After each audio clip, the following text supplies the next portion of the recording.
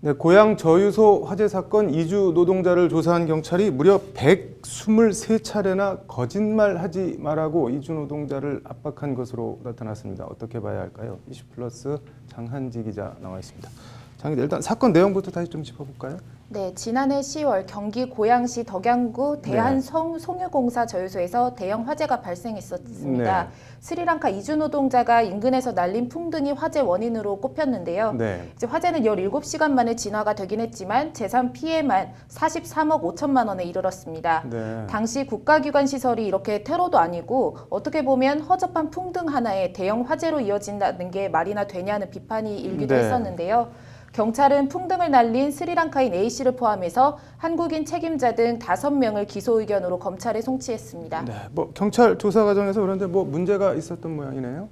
네, 당시 풍등을 날린 스리랑카인 A씨에 대한 강압 수사가 있었다고 네. 민변의 공익인권변론센터가 인권위에 진정을 제기했습니다. 네. 인권위가 영상 녹화된 조사 장면을 보니까요. 네. A씨가 뭐라고 진술만 하면 거짓말하지 마라 이런 식으로 강압적으로 대한 것으로 드러났습니다. 네, 이게 거짓말하지 마라 정도는 할 수 있는 말 아닌가요? 수사기관에서 어떻게 보면? 네, 그게 있을 수도 있는 말이긴 한데 네. 횟수가 정말 많습니다. 네. A씨는 화재 발생 다음 날인 2018년 10월 8일 긴급 체포된 후에 네. 모두 4차례에 걸쳐서 조서 열람시간 포함해서 28시간 50분간 피의자 조사를 받았습니다. 네.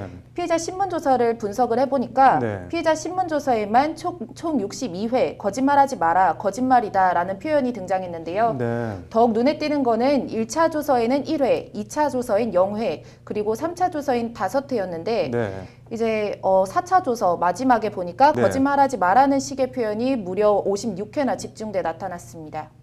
특이하긴 한데 이걸 어떻게 봐야 되는 건가요, 그러면은? 네, 한마디로 모순점을 지적하자는 취지에서 거짓말하지 마라라고 한 것이 아니라 네. 이제 A씨가 자신에게 유리한 진술을 하거나 아니면 경찰이 원하지 않는 취지의 답변을 했을 경우에 이를 부정하려는 취지나 맥락에서 거짓말하지 마라라는 압박을 했다는 것이 인권위의 설명입니다. 네. 이는 헌법 제12조 2항이 보장하고 있는 진술 거부권이나 현행 형사소송법이나 범죄 수사 규칙 관련 규정에 비춰보면 네. 정상적이고 합법적인 신문이 아니라 이제 자백을 강요하는 피의자의 진술권을 침해하는 불법 행위라는 게 인권위의 설명입니다. 네. 인권위 관계자의 말을 들어보시죠. 네. 경찰의 수사는 이 객관적인 이 증인 그리고 과학적인 증거를 통해서 범죄 혐의를 밝혀내면 되는 것이지 피의자라고 할지라도 자백을 강요하거나 이런 방식으로 하는 것은 인권 침해다라고 하는 판단입니다. 앞서 123회에 걸쳐 거짓말하지 마라는 표현을 썼다고 하는데 진술조서에는 62회만 기록이 돼 있다고 하는데 이 차이가 왜 이렇게 나는 건가요? 네, 어떻게 보면은 이 거짓말하지 마라라는 압박보다 이 숫자 차이가 더 본질적인 문제일 수도 있습니다. 네. 사건을 맡은 최정규 변호사가 영상 녹화 자료를 분석을 해보니까 네. 모두 123회에 걸쳐서 거짓말 관련 발언을 한 것이 나온다고 합니다. 네. 조서에는 앞서 언급한 대로 62회만 기록이 되어 있는 건데요. 네. 흔히 조서를 꾸민다고 하는 표현을 쓰기도 하는데 네. 이 사건에서도 스리랑카인 피의자에 대한 신문 조서가 경찰의 입맛대로 꾸며져 있는 게 있었다는 게 이제 최정규 변호사의 주장입니다. 네. 신문과 답변, 거기서 오고 간 발언 취지 그대로를 기록한 것이 아니라 네. 이제 경찰의 입맛대로 재구성했다는 것이 최 변호사의 주장입니다. 네. 직접 들어보시죠. 네. 굉장히 여러 질문들을 던지고 답을 얻어냈으면 사실 그 과정이 조서에 다 고스란히 드러나야 되는데 사실 굉장히 중간에 많이 생략이 됐고요. 이게 윽박 지르는 것뿐만이 아니라 조서에 남겨진 게 굉장히 축소되고 생략되고 또 잘못 정리될 수도 있겠구나라는 생각. 이게 사실이라면 좀 문제가 큰 거 아닌가요?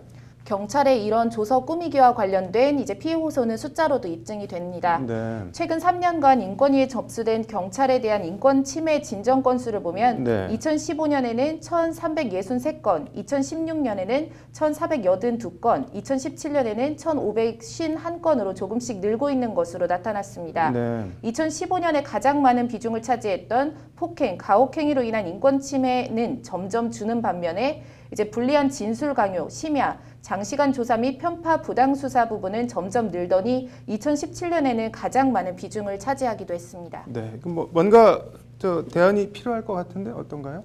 네, 검경 수사권 조정과 관련해서 네. 이제 검찰의 신문조서 증거 능력을 제한하는 방안이 추진 중이고, 네. 그다음에 이참에 아예 검찰이든 경찰이든 조서 제도 자체를 없애는 방향으로 하자는 것도 있고요. 네. 그다음에 녹취록이나 영상 녹화로 검찰, 경찰 수사 내용을 대체하도록 하자는 대안이 거론되고 있습니다. 네. 조사받은 내용을 100% 녹취록으로 기록을 하거나 네. 영상 녹화로 대체해서 조사 내용을 꾸밀 여지 자체를 없애자는 취지입니다. 네. 그리고 사실관계는 법정에서 다투는 공판 중심주의로 가야 한다는 주장입니다. 네, 뭐 조서 증거 능력 관련해서는 아무튼 뭐가 해결책이 필요해 보이네요. 오늘 잘 들었습니다.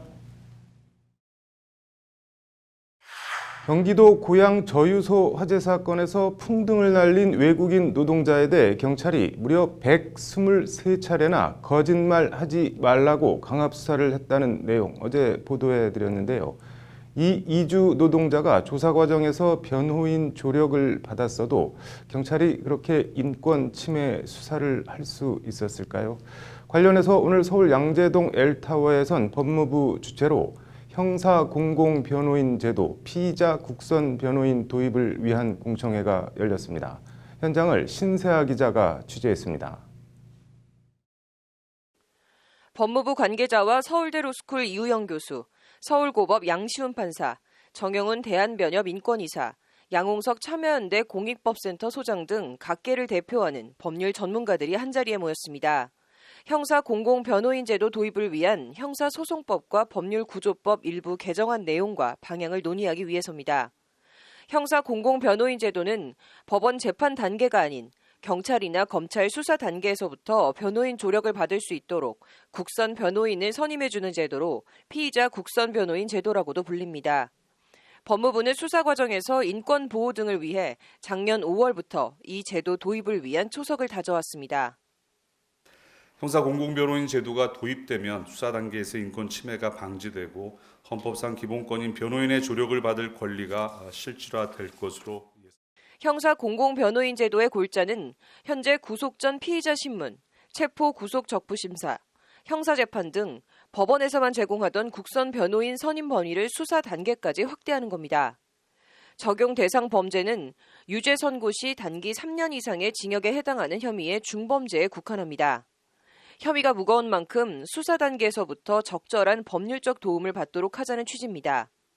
사회적 약자를 보호할 수 있는 충실한 제도적 기반을 마련하고, 그리고 궁극적으로는 실질적인 변호인 조력권을 보장함으로써 피의자의 인권을 보장하고, 구체적으로는 법률구조공단에 별도의 독립된 피의자 국선변호관리위원회를 설치하도록 했습니다. 위원회 위원은 대법원장과 법무부 장관, 대한변협회장이 추천하는 9명의 위원으로 구성해 위원회 구성과 운영의 독립성과 자율성을 보장하도록 했습니다. 검사와 사법경찰관은 단기 3년 이상 징역에 해당하는 중범죄 혐의 피의자를 체포한 경우 즉각 위원회에 통보하고, 위원회는 지체 없이 선정 작업을 거쳐 국선 변호인을 선임해주는 구조입니다. 이렇게 선임된 피의자 국선 변호인은 피의자 접견과 피의자 신문 참여, 의견 개진 등의 법률적 도움을 주게 됩니다. 형사 공공 변호인 제도는 사회복지적인 차원이라기보다는 형사사법 시스템과 더 가까운 측면이 있다고 말씀을 드리겠습니다. 법원의 국선 변호 제도와 연계해서 형사 절차 전반에 대한 신뢰도를 제고하는 것을, 그런 효과를 기대하고 있습니다.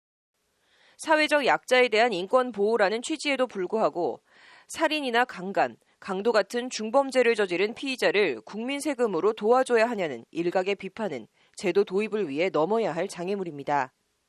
한편으로는 중범죄자를 국가에서 무료로 변호해 주는 것이 적합한가, 이런 의문도 있어요. 중범죄자를 무료로 변호해 줄 예산이 있으면 사실 그것으로 범죄 피해자 지원 제도를 확대하는 것이 훨씬 바람직하겠습니다. 독립적 위원회라고 해도 검찰을 관장하는 정부기관인 법무부 법률구조공단 산하위원회에서 국선 변호인을 선임해주는 만큼 수사 과정의 공정성 문제 등도 극복해야 할 과제입니다.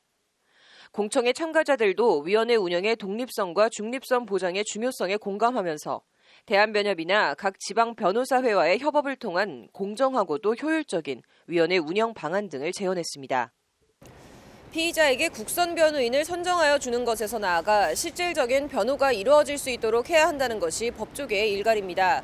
이번 공청회가 요식적인 절차가 아닌 실질적 제도 구축을 위한 토대가 될 수 있을지 귀추가 주목됩니다. 법률방송 신세아입니다. 검경 수사권 조정안, 형사소송법 개정안 관련 검찰과 경찰의 갈등에 가려 주목을 덜 받긴 하지만 아주 중요한 이슈 중에 하나가 검찰 신문조서 증거능력 제한인데요. 검찰이나 경찰 같은 수사기관에서 신문조서를 작성하는 것을 두고 흔히 조서를 꾸민다는 표현을 쓰기도 하는데 어떻게 봐야 할까요? 수사기관이 신문조서를 어떻게 꾸미는지 그 일단을 보여주는 녹취록과 신문조서 일부를 법률방송이 단독 입수했습니다. 심층 리포트 장한지 기자입니다. 원유 손실액과 시설 수리비 등을 합쳐 117억 원의 물적 피해를 낸 지난해 10월 경기 고양 저유소 화재 사건. 화재는 한 스리랑카 이주 노동자가 날린 풍등이 발단이 됐습니다. 관련해서 이주 노동자 A씨에 대한 경찰의 피의자 신문 녹취록 가운데 일부입니다. 경찰이 숲 아래에 뭐가 있어요? 라고 묻자 A씨의 통역사는 밑에 내려갈 때까지 숲이 있습니다. 라고 A씨의 답변을 전달합니다. 이에 경찰은 그러니까 숲 그 밑에 뭐가 있어요? 라고 재차 묻고 A씨 통역사는 정확히는 모르겠다라는 답변을 전달합니다. 경찰은 그러자 다시 숲 아래에 있는 시설, 그 회사 있죠, 회사라고 저유소를 지칭해 신문을 하지만 통역사는 역시 모릅니다라는 답변을 반복해 전달합니다. 그러자 경찰은 다시 저장 탱크 있는 그 회사라고 피의자가 답변하지도 않은 저장 탱크 있는 그 회사라고 묻고 피의자는 직접 우리 회사보다 멀리 있죠라고 답합니다. 저유소와 풍등을 날린 곳과는 거리가 있어서 저유소에 불이 날지 몰랐다는 취지의 답변으로 풀이됩니다. 그렇지만 경찰은 몇 차례 신문과 답변이 더 오간 끝에 언성을 높이며 숲 아래는 석유 저장소가 있죠 라고 묻고 통역사는 이에 결국 예라는 답변을 전달합니다. 해당 신문 과정이 기록된 경찰 피의자 신문조서 일부입니다. 5분여간의 신문과 답변 과정이 대부분 생략되고 숲 아래에는 무엇이 있는가요? 석유 저장소가 있죠? 라는 질문과 예라는 답변 단 2줄로 적혀 있습니다. 애초 뭐가 있는지 모른다. 저유소는 거리가 멀다는 취지의 답변은 모두 사라지고 석유 저장소가 있는지 아는 상태에서 풍등을 날렸다로 밖에는 해석이 안 되게 조서가 작성된 겁니다. 그러니까 조서 자체가 사실은 뭐 다소 정리하는 정도 수준이 아니라 정말 이렇게 꾸며졌다라고 볼 정도로 많이 축소되고 많이 좀 와전된 그런 내용도 저희가 발견했습니다. 경찰은 이런 신문조서를 바탕으로 결국 A씨를 단순 실화가 아닌 저유소에 불이 날 수도 있음을 인지하고 있었다는 이른바 미필적 고의가 있었다고 보고 A씨에 대해 중실화 혐의를 적용해 송치했습니다. 고의의 차이라고 보시면 될 것 같아요. 그래서 아무래도 의도가 있었는지 없었는지 차이가 있기 때문에 처벌도 굉장히 크게 차이가 납니다. 이런 식의 조서 꾸미기가 만연하다는 것이 법조계의 지적인데 더 큰 논란과 문제는 검찰 신문조서입니다. 경찰 신문조서는 법정에서 피고인이 조서의 증거 능력을 부인하면 증거로 쓰일 수 없지만 검찰 신문조서는 피고인이 부인해도 검찰이 적법한 절차에 따라 작성됐음을 입증하면 유죄의 증거로 쓰일 수 있습니다. 조사하면 다 나와식의 강압수사나 먼지털이식 별건 수사 논란이 끊임없이 제기되는 배경입니다. 국회 사개특위가 검찰 신문조서 증거 능력을 원칙적으로 제한하는 쪽으로 형사소송법 개정안을 추진하고 있는 이유이기도 합니다. 지금 제도는 피의자가 얘기한 거를 누가 이제 적느냐, 그러니까 조서로 작성하느냐에 따라서 증거 능력이 달라지는 거거든요. 말하자면 경찰관이 그거를 받아 적으면 증거 능력이 거의 없다시피 하고 검사가 받아 적으면 증거 능력이 굉장히 강력하게 인정이 되는데 전 세계적으로 없는 제도고 아무런 합리적인 이유가 없습니다. 고쳐야죠. 실제 수사는 경찰이, 기소와 공판은 검찰이 담당하는 미국의 경우엔 검찰 피의자 신문조서라는 건 아예 없고 신문조서가 자동적으로 증거로 채택되지도 않는다는 게 미국 변호사의 설명입니다. 경찰의 피의자 신문조서도 자동적으로 증거로 채택되지는 않습니다. 그만큼 공판 중에 이루어진 증언으로만 판단한다는 공판 중심주의 원칙 때문입니다. 반면 검찰은 검찰 신문조서의 증거 능력을 제한하면 재판이 늘어지고 진술에 크게 의존하는 뇌물 같은 지능형 비리범죄 수사가 크게 어려워진다는 점 등의 이유를 들어 안 된다는 기류가 강합니다. 이와 관련 대검 관계자는 법률방송과의 통화에서 다른 보완책이라든지 이런 부분들이 같이 논의돼야 한다는 입장도 있고 여러 의견이 있기 때문에 일률적으로 어떤 의견이다 이렇게 말하기는 어렵다고 밝혔습니다. 국회 사개특위가 형사소송법 개정안 등 관련 법안을 패스트트랙에 태운 가운데 검찰 신문조서 증거능력 제한이 실제 이루어진다면 수사기관의 수사 관행과 법원 재판에 어떤 영향을 미칠지 벌써부터 법조계의 이목이 집중되고 있습니다. 법률방송 장한지입니다. 저희 법률방송에서는 공판 중심주의 구현 관련 경찰이나 검찰의 피의자 신문조서 작성과 그 증거 능력에 대한 논란과 문제점 등을 지적하는 보도들을 연속해서 보도해드리고 있는데요. 관련해서 117억 원의 물적 피해를 낸 고양 저유소 화재 사건, 이주 노동자 피의자를 변호하고 있는 최정규 변호사를 만나 관련 얘기들을 들어봤습니다. 로투데이 인터뷰 장한지 기자입니다. 최정규 변호사가 포함된 공동변호인단은 경찰의 2차 피의자 조사 때부터 스리랑카인 이주 노동자 A씨의 변론에 참여했습니다. 2차 조사 이후 A씨와 최 변호사는 일관되게 저유소 존재와 잔디밭에 불이 붙었는지 몰랐다는 취지로 진술했습니다. 하지만 변호사가 동석하지 않은 경찰 1차 피의자 신문조서엔 A씨가 저유소의 존재를 알고도 풍등을 날린 것처럼 조서가 작성되어 있었습니다. 도대체 뭐라고 진술을 한 건지, 신문조서가 제대로 작성된 건지 의문을 품게 된 최 변호사는 경찰에 영상 녹화 정보 공개를 청구했습니다. 마치 이미 저유소의 존재를 다 알았다고 자백했다, 또 불이 난 것도 다 알았다, 이런 식의 어떤 내용이라서 저희가 1차 때 정말 이렇게 얘기했을까? 라고 해서 정보 공개 청구를 했고, 녹화된 영상을 보니 아니나 다를까 신문조서는 답변 취지와 동떨어지게 작성되어 있었습니다. 애초 저유소가 있는지 몰랐다는 취지의 답변이 같은 질문이 반복적으로 되풀이되며 저유소가 있는지 알았다는 식으로 변질된 겁니다. 근데 영상을 보면 안 게 아니라 계속적으로 질문을 하니까 수십 번, 수백 번 반복돼서 물어보니 그럴 수도 있었겠네요 라고 하는 정도의 답이었는데, 이걸 마치 문답으로 저유소가 있는지 알았나요? 알았다. 이런 식으로. 경찰이 무려 123차례나 거짓말하지 말라는 식으로 피해자를 압박한 것도 영상을 통해 드러났습니다. 예를 들어 어떤 피의자의 진술이 이전 진술과 모순된다든지 아니면 객관적 증거에 반하는 어떤 진술을 했을 때 거짓말하는 거 아니야? 이렇게 물어볼 수는 있겠죠. 그거는 합리적인 수사 방식이라고 생각이 되는데, 저희 지금 이 사례에서는 아무런 근거 없이 이런 경우는 자백 강요고. 경찰은 결국 이렇게 꾸며진 피의자 신문조서로 중실화 혐의를 적용해 기소 의견으로 검찰에 송치했습니다. 그러니까 조서 자체가 사실은 다소 정리하는 정도 수준이 아니라 정말 이렇게 꾸며졌다라고 볼 정도로 많이 축소되고 많이 좀 와전된 그런 내용도 저희가 발견했습니다. 최 변호사는 경찰과 검찰 같은 수사기관에서 신문과 답변 내용을 정리해서 작성하는 현재의 신문조서 자체에 근본적인 의문을 제기합니다.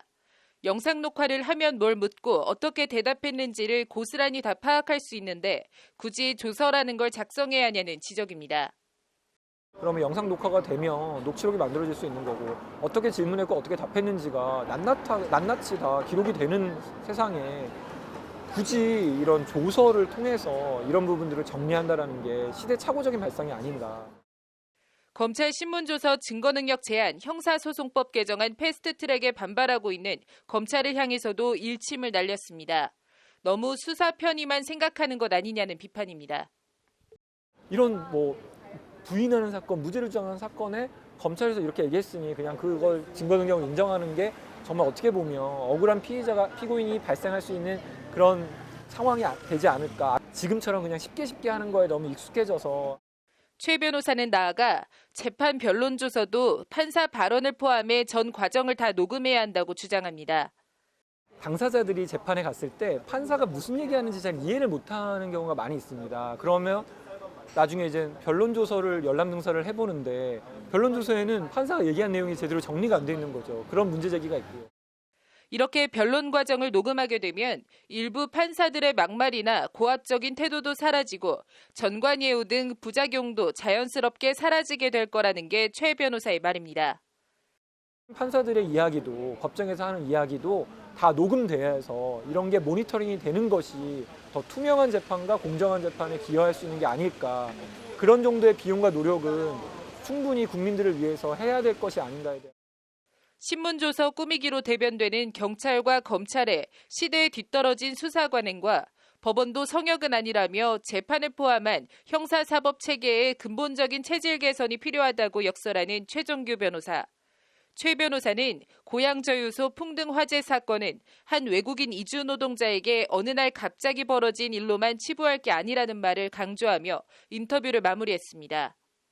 사실 이거는 이주 노동자의 문제가 아니라 그냥 경찰이나 검찰에서 수사기관에서 조사받는 모든 국민들한테도 해당되는 문제이기 때문에 이 문제 제기와 자백에 의존하는 이 수사 기법이라든지 이런 부분들에 대한 문제 제기는 함께 공감하고 더 나은 수사를 법률 방송 장한지입니다.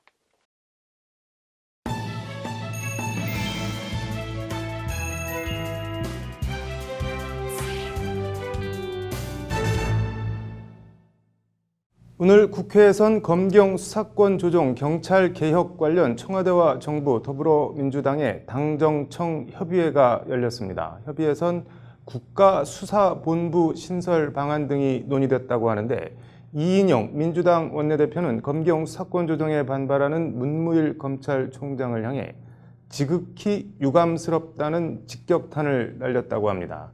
어떤 말들이 나왔고 어떤 내용들이 논의됐는지 현장을 취재한 신세아 기자가 전해드립니다. 경찰개혁을 논의하기 위한 당정청 협의 자리였지만 이인영 민주당 원내대표의 모두 발언만 놓고 보면 검경 수사권 조정에 저항하는 것처럼 비치는 검찰 성토장을 방불케 했습니다. 검경 수사권 조정은 과도하게 집중된 검찰 권한을 분산하는 데서 시작할 수밖에 없다. 이에 대한 검찰총장과 일부 검찰의 반응은 지극히 유감스럽다. 2년 임기가 다가도록 검찰 스스로 국민 기대에 미칠 만한 개혁을 이루지 못했다는 따가운 평가를 검찰총장은 경청하길 바란다는 것이 문무일 총장과 검찰을 향한 이인영 원내대표의 직격탄입니다. 견제와 통제 없는 권력기관들의 권한 남용은 부정할 수 없는 사실입니다. 당정청이 힘을 모아서 국민의 오랜 열망인 권력기관 개혁을 반드시 완수해야 할 때입니다. 권력기관 개혁이라고 경찰과 검찰 등을 아울러 말하긴 했지만 방점은 검찰 비판과 개혁에 찍힌 발언입니다. 오늘 경찰개혁 당정청 협의도 경찰 권력 비대화 등을 내세우며 검경 수사권 조정에 저항하고 있는 검찰 논리와 반발을 잠재우기 위한 측면이 큽니다. 이와 관련 조국 민정수석은 자치경찰과 수사경찰의 분리, 국가수사본부 신설, 정보경찰의 불법행위 근절 방안 마련 등 경찰개혁 방안들을 제시했습니다. 패스트트랙에 오르지 못했던 자치경찰제, 일반경찰과 수사경찰의 분리, 정보경찰의 개혁 등 경찰개혁 과제를 차질 없이 추진해가며 당정청의 협력을 바탕으로 국회 입법에도 적극 협조하도록 하겠습니다. 검경 수사권 조정 당사자이자 주체인 민감용 경찰청장은 권력기관 개혁은 시대적 요구라며 경찰개혁을 차질 없이 추진해 나가겠다고 화답했습니다.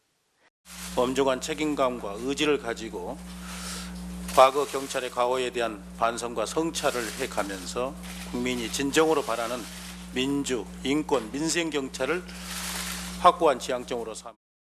검경 수사권 조정에 반발하며 청와대와 정부 여당의 곱지 않은 시선을 받고 있는 검찰 사례를 반면교사로 실리와 명분을 모두 챙기려는 포석으로 풀이됩니다. 협의회 종료 후 조정식 민주당 정책위의장은 자치경찰제의 조속한 시행과 개방직 국가수사본부 신설 등 경찰 권한 분산과 민주적 수사 통제 방안 등을 골자로 하는 경찰 개혁안을 확정했다고 밝혔습니다. 검경 수사권 조정 관련해서 검찰이 고립무원이 되는 모양새입니다. 검찰과 경찰, 양대 수사 권력기관 개혁이 어떤 모습으로 어떻게 결말을 맺게 될지 주목됩니다. 법률방송 신세아입니다. 네, 검찰 과거사위 장자연 사건 조사 결과 발표 얘기해 보겠습니다. 로인사이드 장한지 기자 나와 있습니다.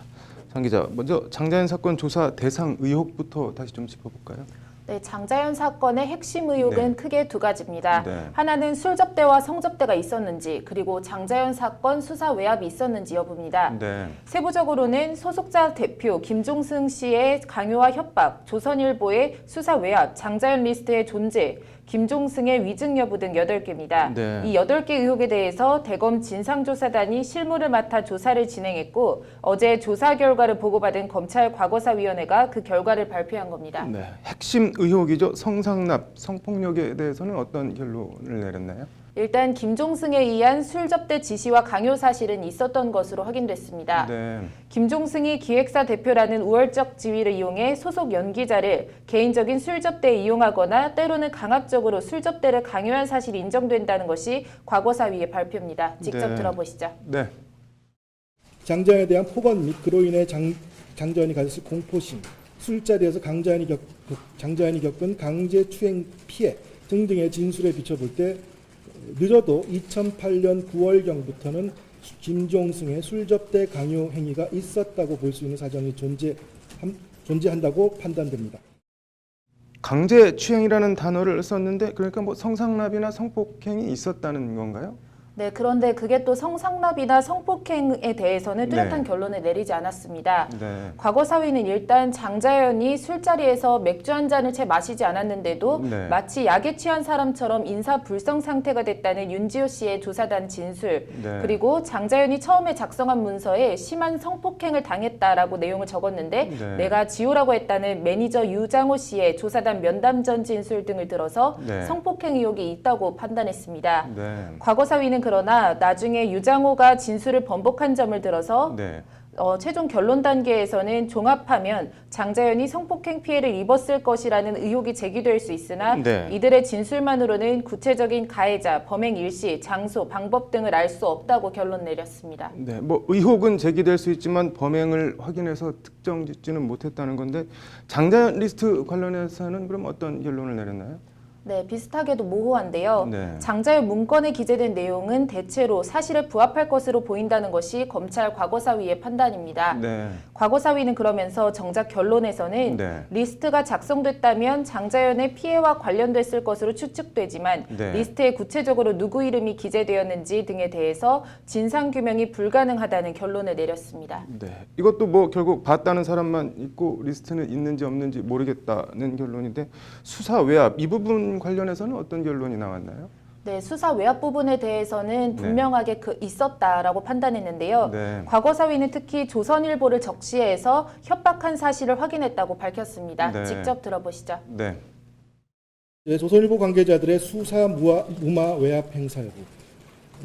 이와 관련해서 당시 조선일보 사회부장이 경찰청장과 경기청장을 찾아가 박모 사장을 조사하지 말라고 압력을 행사했고 특히 경기청장 조 모에게는 단체의 위력을 보고 협박한 사실을 확인하였습니다.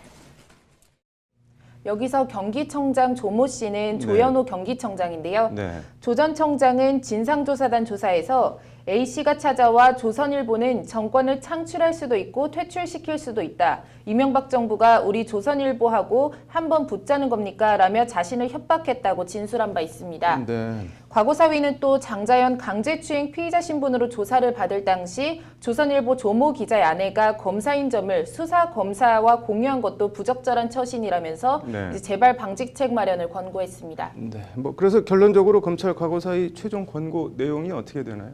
네, 8개 의혹 가운데 네. 김종승 위증건에 대해서만 과거사위는 검찰 재조사를 권고했습니다. 네. 재수사를 권고했습니다. 네. 성상납이나 성폭행, 강요나 협박 등의 혐의들이 공소시효가 지났거나 네. 이제 수사를 개시할 만한 뚜렷한 증거, 물증들이 확보되지 않아서 그렇다는 게 과거사위의 설명입니다. 네. 이른바 형사상 범죄 구성 요건에 해당하지 않는다라는 건데요. 네. 강신업 변호사의 설명을 들어보시죠. 네. 이런 어떤 범죄 혐의가 증거에 의해서 뒷받침돼야 되는데 지금 나타난 증거만 가지고는 진술이 엇갈린다든지 내지는 장자연 리스트의 어떤 진본의 존재 여부라든지 이런 건 마저도 확실하게 드러나지 않았기 때문에 범죄의 어떤 성립 가능성, 범죄 혐의 이런 것들을 입증할 수 없고 현 상태로 때문에 수사 권고를 할 수가 없는 겁니다. 장자연 사건 그럼 또 뭐 결국 이렇게 용두사미로 의혹만 남기고 끝나는 건가요? 어떻게 되는 건가요? 신락 같지만 희망은 있는데요. 네. 김종승에 대한 위증 혐의 재수사 과정에서 이제 약물이나 2사람 이상이 장자연을 성폭행한 특수 강간 혐의가 드러나면 검찰이 재수사에 착수할 수도 있습니다. 네. 일반 성폭행 공소시효는 지났지만 특수 강간 공소시효는 15년으로 아직 남아 있는 건데요. 네. 바깥에 알려진 것과는 다르게 사실 검찰 과거사위원회도 이런 점들을 들어서 성범죄 부분에 대해서도 재수사를 권고해야 한다는 의견이 다수 의견이었다고 합니다. 네. 검찰 과거사위 조기영 전북대 로스쿨 교수의 말을 직접 들어보시죠. 네.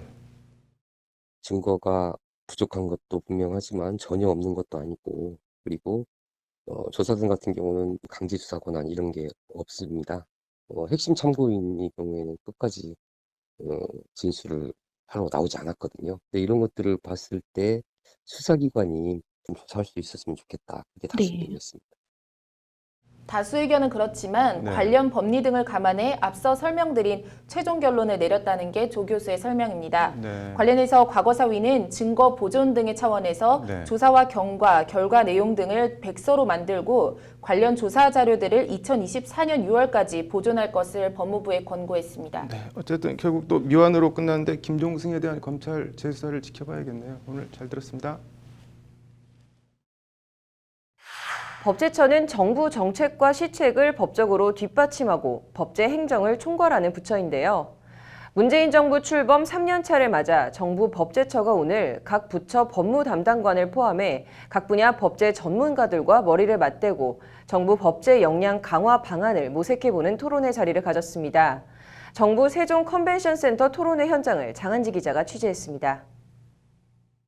오늘 법제처 정부 법제 역량 강화 토론회엔 금융위원회 규제개혁 법무담당관 등 중앙부처 법무담당관들과 학계, 윤장근 김앤장 법률사무소 상임고문 등 각 분야 법제 전문가들이 대거 참석했습니다. 서울대 법대를 나와 동아일보 기자를 지낸 이낙연 국무총리는 법제처 출입기자 시절의 2년까지 소개하며 차별 법령 정비 등 문재인 정부 지난 2년간 법제처의 왕성한 활동을 높이 치하하고 격려했습니다.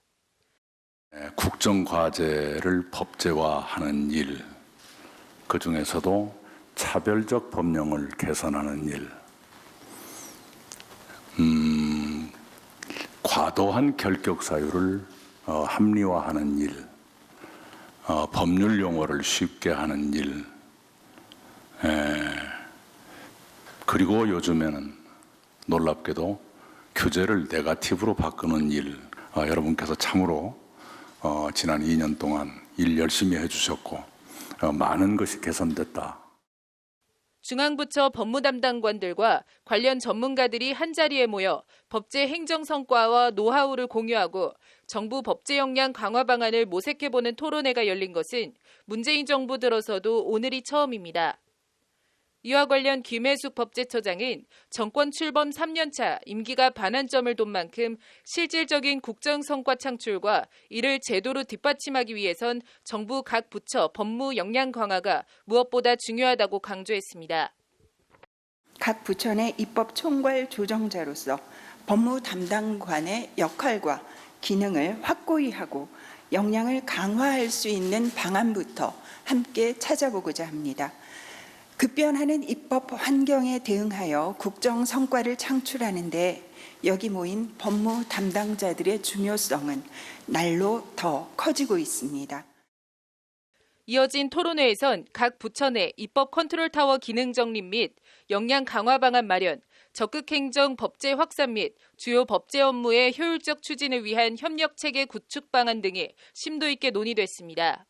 관련해서 법제처는 법령 위반 지원 제도, 의원 입법 지원 업무 개선 방안, 행정규칙 위반 제도, 알기 쉬운 법령 만들기, 2019년 추진 정부 주요 법제 업무와 법제 업무 평가 시행 계획 등을 소개하고 각 부처 관계자들의 적극적인 협조와 참여를 당부했습니다.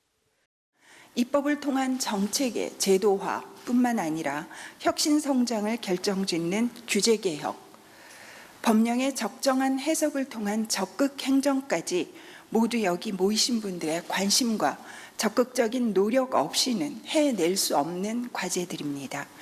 부처 법무 담당자와 법제처가 힘을 합쳐 입법 역량을 키우고 실제 지난 2016년 국회를 통과한 법률안은 1,468건이었는데 문재인 정부 출범 첫 해인 2017년엔 2,014건, 지난해엔 2,618건으로 법제 관련 업무가 증가했음은 수치로도 입증됩니다. 토론회 참석자들은 정부의 각종 개혁 조치나 민생 법안 등을 제도로 뒷받침하기 위해선 각 부처 법무 담당관들의 적극적인 역할과 역량 강화가 중요하다고 거듭 강조했습니다. 과거에 비하면은 법이 제안되고 심의되고 통과되는 과정이 굉장히 복잡해졌다고 봅니다. 국회 설득해야 되고 설명해야 되고 굉장히 어려운 이 과정을 거쳐야 되고요. 이해관계자들뿐만 아니라 국회 관계자들도 설득시키기 위해서 문재인 정부 3년차를 맞아 열린 정부 법제 역량 강화 토론회를 계기로 법제, 행정 등 분야에서 국민이 체감할 수 있는 성과 창출로 이어질 수 있을지 주목됩니다. 법률방송 장한지입니다.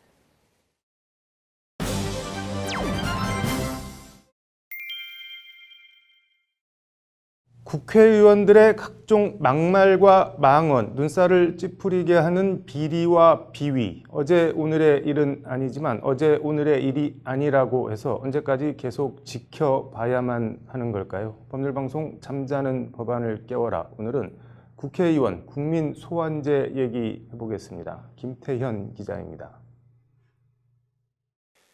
현재 국회엔 국회의원에 대한 국민 소환제 법안이 3건 발의돼 있습니다. 2016년 더불어민주당 김병욱 의원과 2017년 2월 같은 당 박주민 의원, 2017년 2월 자유한국당 황영철 의원이 대표 발의한 법안들입니다. 내용은 대동소이합니다. 국회의원이 헌법을 위반하거나 직권남용, 심각한 위법, 부당한 행위 및 국회의원의 품위에 맞지 아니하는 언행으로 사회적 물의를 일으킨 경우에도 책임을 물을 수 있는 제도적 장치가 마련되어 있지 않다. 이에 국민에 의해 선출된 국회의원을 국민이 임기 중 직접 해임할 수 있는 제도를 마련함으로써 국회의원에 대한 국민의 민주적 통제 방안을 마련하는 것이 법안 제안 이유입니다. 실제 현행법은 같은 선출직인 지방자치단체장이나 지방의회 의원은 물론 국가수반인 대통령에 대해서도 국민 소환이나 탄핵 절차를 두고 있지만 유일하게 국회의원만 국민 소환이나 탄핵에서 예외적으로 빠져 있습니다. 그런 제도가 있으면 국회의원들이 좀 국민들의 눈치를 볼 텐데 지금은 일단 그 당선만 되면 아무런 문제가 없으니까 자신들을 공천해주는 사람 눈만 보는. 이에 따라 국회의원 국민 소환제 법안들은 지역구 의원의 경우 해당 지역구 유권자의 15% 이상 서명으로 국민 소환 투표의 실시를 청구할 수 있도록 하고 있습니다. 비례의원의 경우도 해당 총선 전체 투표자 수를 국회의원 전체 숫자로 나눈 투표자 수의 15% 이상 서명으로 국민 소환 투표를 청구할 수 있게 했습니다. 그리고 소환 투표에서 찬반, 많이 나오는 쪽의 의견을 따라 의원 자격 박탈 여부를 결정하도록 하는 것이 골자입니다. 낙선자에 의한 선고 불복용, 국민 소환 투표 청구 등 일부 부작용을 우려하는 목소리도 있지만 책임 정치와 성숙한 정당 민주주의 도입을 위해선 국회의원 국민 소환제 도입이 반드시 필요하다는 것이 찬성 쪽의 입장입니다. 제대로 일을 못하면 소환을 통해서 해촉하고 일부 사람들에 의해서 좋지 않은 어떤 모습이 나온다 하더라도 국민들의 입장에서 볼 때는 부작용이 있을 수가 없죠. 하지만 법안들이 발의된 지 2년이 넘었지만 이번 국회 회기 내에 법안이 처리될지는 회의적인 반응이 많습니다. 국회의원들이 자기 손으로 자기 목을 칠 수 있는 법안을 스스로 통과시키겠냐는 회의감입니다. 실제 지난 17, 18, 19대 국회 모두 국회의원 국민소환제 법안이 발의는 됐지만 별다른 진전 없이 회기 종료와 함께 유야무야 법안들은 자동 폐기 처리됐습니다. 국민소환제가 필요하죠. 필요한데 이제 내년 4월 15일 종전인데 그 전에 논의가 될 가능성은 제로라고 봐야죠, 사실상. 그렇죠. 법안 발의한 의원들도 통과시키려고 실제로 발의한 건 아닌 것 같고. 여와야를 막론하고 법안 발의는 해놓고 정작 법안 논의는 없는 기이하면서도 익숙한 풍경. 국회의원 국민소환제 법안에 대한 우리 국회의 익숙한 모습입니다. 국회의원 국민소환제 도입은 문재인 정부 국정 100대 과제에 올라있고 20대 국회 임기는 아직 1년 정도 남았는데 이번 정권과 국회는 좀 다를까요? 지켜볼 일입니다. 법률방송 김태현입니다. 노후 대비용으로 퇴직 때까지 모은 전 재산을 투자해 모텔을 경매 낙찰받아 숙박업을 시작했습니다. 그런데 숙박업을 시작한 지 몇 년 되지도 않아서 불과 수미터 떨어진 곳에 갑자기 하루에도 수십 차례 기차들이 오가기 시작하며 소음과 진동으로 숙박업을 계속할 수 없는 딱한 처지에 몰렸습니다. 법률구조공단 사용 설명서, 오늘은 철도 소음과 진동 피해 구제 사례입니다. 김태현 기자입니다. 윤모 씨는 퇴직금 등을 털어 지난 2002년 10월 전남 여수에 위치한 모텔을 낙찰받았습니다. 그런데 모텔을 낙찰받은 2년 뒤인 2004년 10월 한국철도시설공단은 순천 여수간 철도 개량 사업을 시작했습니다. 그리고 2007년 11월쯤 윤 씨의 모텔 앞에 있던 철도 개량 사업이 완료됐고 그때부터 윤 씨의 악몽이 시작됐습니다. 모텔 6m 앞에 위치한 철로를 통해 하루에도 7, 80회가량 기차들이 쉴 새 없이 오가기 시작한 겁니다. 방음벽이 설치돼 있었긴 하지만 소음과 진동은 윤 씨가 참을 수 있는 수준을 넘어섰고 급기야 모텔에 금이 가기 시작하며 손님도 뚝 끊겼습니다. 윤 씨는 결국 모텔 장사를 접고 철도공단을 상대로 수리비와 영업이익 감소분 등 모두 7억 원을 지급하라는 소송을 냈습니다. 그러나 애써 구한 변호사들은 철로가 놓여있는 걸 아는 상태에서 모텔을 구입한 만큼 승소 가능성이 희박하다며 모두 사임했고 윤 씨는 법률구조공단에 도움을 요청했습니다. 근데 이게 아무리 봐도 이게 감정도 해야 되고 좀 내용 자체가 아주 복잡하지 않습니까? 그러다 보니까 저희 법률구조공단에 이 사건을 이제 의뢰를 하시게 됐고 저희가 이제 도움을 드리게 됐습니다. 공단이 소음과 진동을 측정해보니 진동은 교통소음 진동관리 기준 이내였고 주간 소음도 기준 이하, 다만 야간 소음만 일부 시간대의 기준치를 초과하는 것으로 나타났습니다. 이에 공단은 숙박업 특성상 지속적인 야간 소음은 모텔 운영에 치명적인 장애가 된다는 점을 집중 부각했습니다. 공단은 아울러 진동이 기준치 이내지만 지속적인 열차 진동으로 인해 모텔 건물의 균열과 누수, 백화 등의 실질적인 피해가 발생했다는 점을 강조했습니다.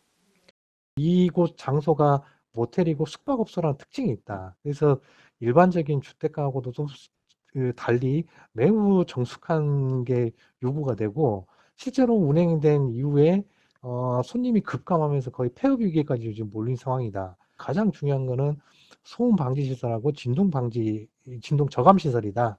이렇게 주장을. 이에 항소심 재판부는 조정을 통해 위자료 1천만 원 포함 4,700여만 원을 배상하라고 결정하며 소음 및 진동 차단을 위한 방음 방진 시설을 보강, 설치하라고 주문했습니다. 기차 운행과 별개로 모텔 영업을 방해받지 않고 계속 숙박업을 할 수 있도록 철도공단이 필요한 조치를 취해야 한다는 취지의 조정입니다.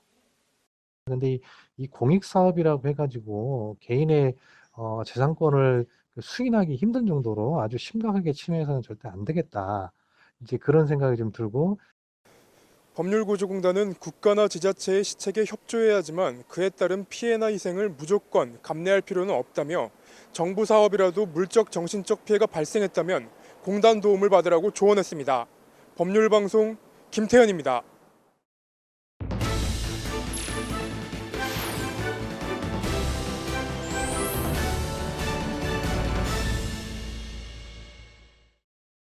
구해줘라는 케이블 채널 OCN 드라마가 있다고 합니다. 사이비 종교를 소재로 한 드라마라고 하는데 OCN이 최근 구해줘2 방영을 시작했는데 한국기독교총연합회가 법원에 구해줘2 방영을 금지해달라는 가처분을 신청했는데 기각이 됐다고 합니다. 앵커 브리핑입니다. 구해줘는 지난 2017년 OCN을 통해 방영돼 호평을 받았고 지난 9일부터 시즌2를 방영하고 있는데요. 드라마 홈페이지를 들어가 보니 본격 사이비 스릴러를 표방하고 있습니다. 불안과 두려움을 가진 보통 사람들이 종교의 이름을 빌어 사기를 치는 사람들, 사이비에 어떻게 빠져들어가는지 리얼하게 그려내며 무엇이 그리고 누가 진짜고 가짜인지를 생각해 보게 한다.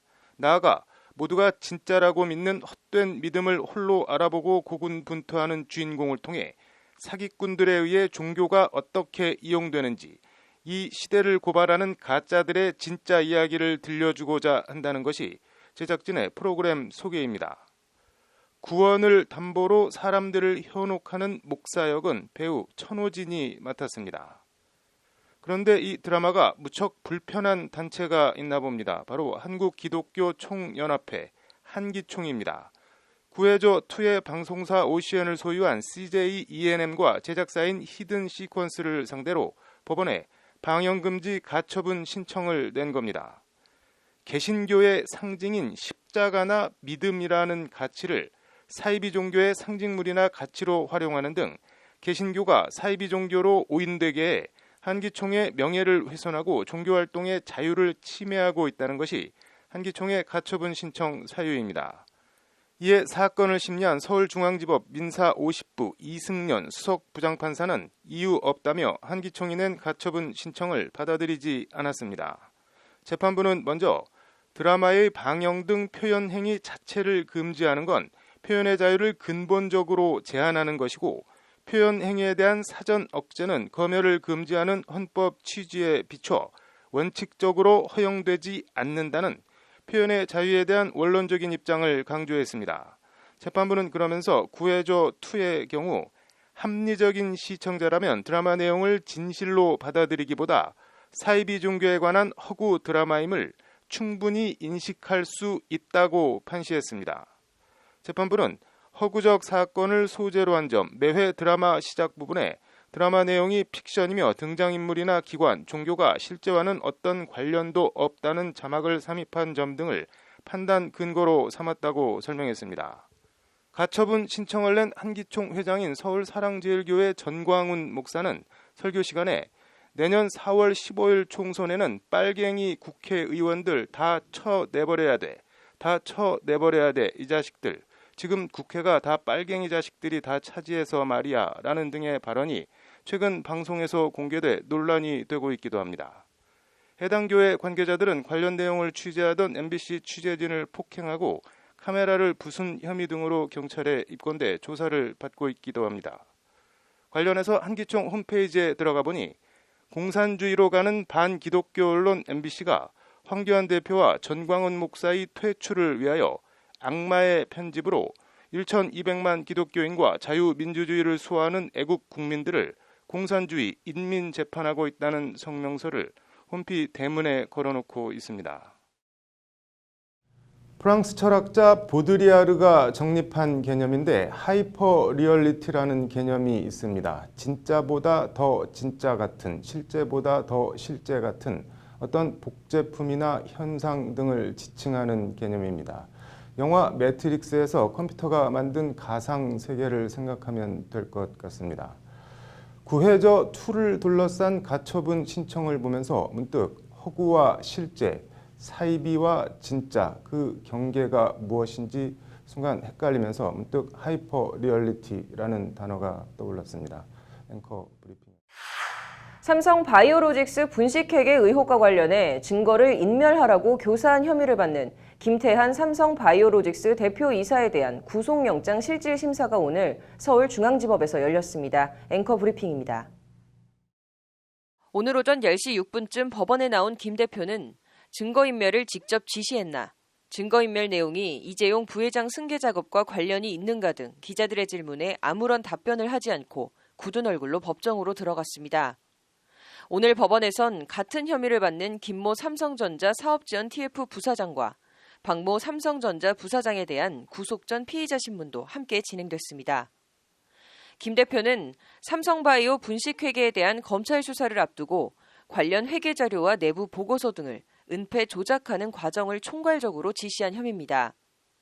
김모, 박모 부사장은 앞서 증거인멸과 증거인멸 교사 등 혐의로 구속된 삼성전자 사업지원 TF 백모 상무와 보안선진화 TF 서모 상무를 지휘한 윗선으로 검찰은 파악하고 있습니다. 삼성전자 사업지원 TF는 삼성그룹 전체 컨트롤타워였던 옛 미래전략실 후신격으로 삼성바이오 회계 조작과 은폐에 삼성그룹 차원의 개입이 있었다는 게 검찰의 판단입니다.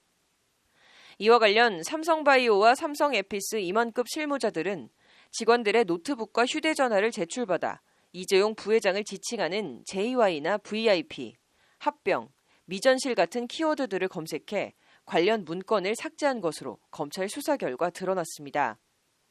관련해서 검찰은 삼성바이오와 에피스가 회계 자료와 내부 의사소통 과정이 담긴 회사 공용 서버 등을 공장 바닥을 뜯고 은폐한 정황을 잡고 해당 공장 등을 압수수색해 관련 자료를 확보했습니다.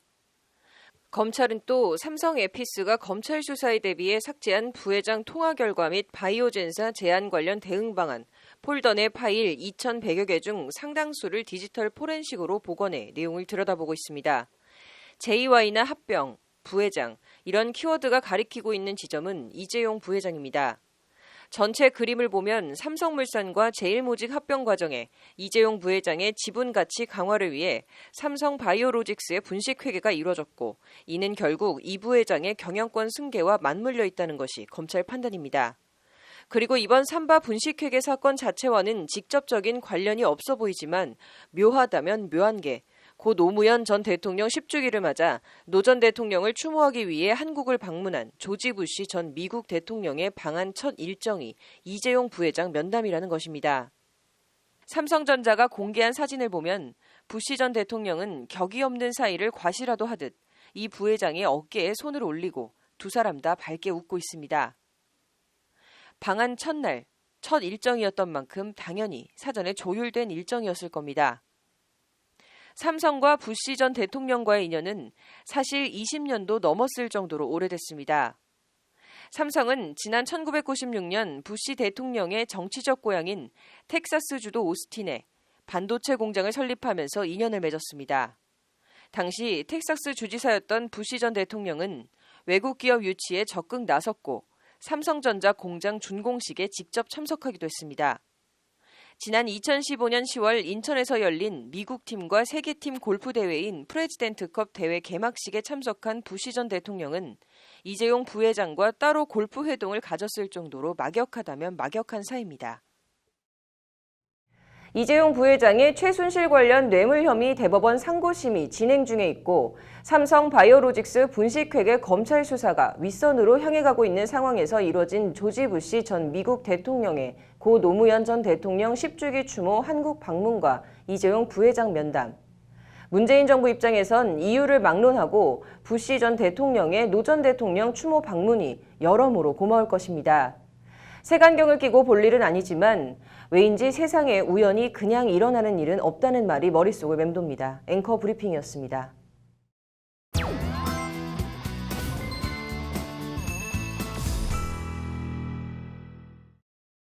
취객 제압 과정 동영상이 공개되며 여경 혐오 논란으로까지 번진 대림동 여경 논란 어떻게 생각하십니까? 경찰의 적절한 물리력 사용에 대해 생각해봤습니다. 법률방송 카드로 읽는 법조 신세아 기자입니다. 지난 13일 서울 구로구 대림동. 경찰 뺨을 때린 만취한 취객 제압에 나선 여경이 황급한 목소리로 남자분 나와주세요 빨리 라고 도움을 요청합니다. 관련 동영상이 대림동 여경이라는 제목으로 온라인에 퍼지며 일파만파 파문이 번집니다. 청와대 국민청원 게시판엔 여경이 아닌 경찰을 뽑아달라는 식의 여경에 대한 비판과 비난이 폭주합니다. 하태경 바른미래당 최고위원은 여경 불신을 해소하려면 부실 체력검사 기준부터 바꿔야 한다고 발언하는 등 정치권도 논란에 가세합니다. 경찰대 출신 표창원 더불어민주당 의원이 만약 힘만으로 경찰을 뽑는다면 격투기 선수나 운동선수만 경찰관으로 뽑으라는 거냐며 여경 엄호에 나서지만 역부족입니다. 안 돼요. 어떻게. 전 여자라 수감 못 채워요. 남자분 나오시라고요. 경찰청 페이스북 폴인러브에서 진행한 안전 이행시 선물 증정 이벤트엔 여경을 희화화하는 이행시가 넘쳐나는 등 급기야 여경은 조롱과 비하 대상으로까지 전락합니다. 번지는 여경 혐오 논란에 민감용 경찰청장은 지난 21일 기자간담회에서 나무랄 데 없이 침착하게 대처했다며 상황을 정리하려 시도합니다. 민 청장은 그러면서 적법 절차에 따라 비례 원칙 지키는 것이 어렵다고 강조합니다. 관련해서 경찰관 직무집행법 제10조의 2 경찰 장구의 사용 조항은 공무집행에 저항할 경우 필요한 한도에서 경찰 장비를 사용할 수 있다고 명시하고 있습니다. 수갑과 경찰봉부터 전자충격기 테이저건과 권총까지. 하지만 정작 필요한 한도와 필요한 장비, 해당 장비 사용이 필요한 경우는 구체적으로 적시하지 않고 있습니다. 만일 뺨 맞은 경찰이 여경이 수갑이 아닌 테이저건으로 취객을 제압했다면 어땠을까요? 모르긴 몰라도 이번 같은 비하나 조롱 대신 과잉 진압, 과잉 대응, 폭력 경찰 논란이 일진 않았을까요? 세게 나가면 세게 나간다고, 약하면 약하다고, 이래도 비판 저래도 비판을 듣는 동네북이 돼버린 민중의 지팡이 경찰. 그래서 만들었습니다. 경찰 물리력 행사 기준, 방법 경찰청 예규. 해당 예규는 상황을 수능과 소극적 저항, 적극적 저항, 폭력적 공격, 치명적 공격 5단계로 나누고 각 단계에 따라 사용할 수 있는 구체적인 물리력 행사 수단과 범위를 적시하고 있습니다. 구체적으로는 움직이지 않고 버티면 잡아 끌거나 비트는 등의 방법으로 체포하고 도주하거나 또 경찰관을 밀치거나 침을 뱉은 경우엔 관절을 꺾거나 몸을 누르는 등의 물리력을 행사해 제압하고 보충적으로 가스 분사기를 사용할 수 있도록 했습니다. 주먹이나 발을 이용해 공격할 경우엔 경찰봉을 이용해 가격하는 한편 전자충격기를 사용할 수 있도록 했습니다. 흉기를 들고 저항하는 경우엔 권총까지 사용할 수 있도록 했습니다. 이 같은 경찰 물리력 행사 기준 방법 경찰청 예규는 오는 11월부터 시행됩니다. 향후 교육 훈련을 통해 모든 경찰관이 이 기준을 제대로 숙지하고 체화하도록 할 방침이라는 것이 경찰청 관계자의 말입니다. 경찰이 무서운 존재가 돼서도 안 되지만 우스운 존재가 돼서는 더더욱 안 될 일입니다. 이번 대림동 여경 사건이 소모적인 여경 혐오 논란이 아닌 적절한 경찰 물리력 행사 기준과 근거 마련을 통한 적법하고 권위 있는 공권력 확립이라는 전화위복의 계기가 되길 바라봅니다. 법률방송 카드로 읽는 법조 신세아입니다.